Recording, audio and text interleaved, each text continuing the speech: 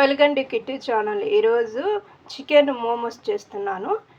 Chicken కొంచెం తీసుకోవాలి, boneless chicken తీసుకొని సన్నగా కైమాలాగా కట్ చేసుకోవాలి, లేదంటే మిర్చికి వేసుకొని మెత్తగా చేసుకోవాలి.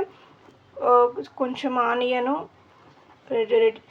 Green chilli, pepper, salt, soya sauce, వెల్లుల్లి సన్నగా తరుక్కొని వేసుకున్నాను, కొత్తిమీర తరుక్కొని ఇందులో వేసుకొని కలబెట్టుకోవాలి.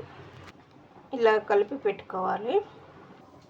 చివరిగా ఇందులో నూనె ఆయిల్ వేసుకొని కలుపుకోవాలి. ఒక కప్పు మైదా పిండి తీసుకొని అందులో సాల్ట్ వేసి ఆయిల్ వేసి కలుపుకోవాలి. గట్టిగా లేకుండా ఇది ఇట్లా మెత్తగా కలుపుకోవాలి.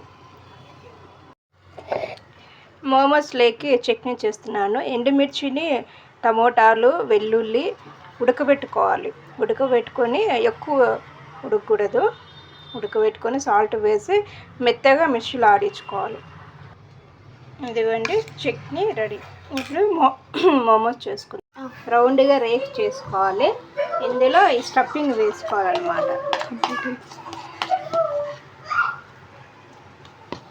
ఇలా పొడుగుగా వేసుకోవాలి.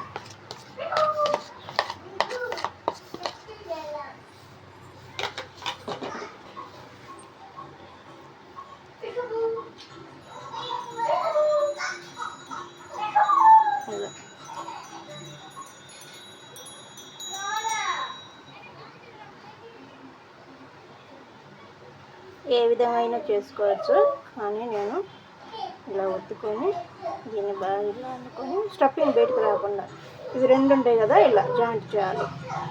ఇలా జాయింట్ చేయాలి, ఊడుకోకుండా దీన్ని ఇలా పైకి అనాలన్నమాట.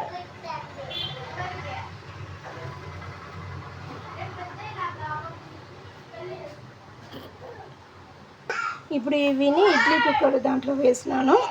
దాంతో 10 నిమిషాలు ఉండించుకోవాలన్నమాట. ఏ షేప్ అయినా చేసుకోవచ్చు. హీట్ అయ్యేంత వరకు ఉండించుకోవాలి. ఇడ్లీ ఎట్లా చేస్తామో అట్లా.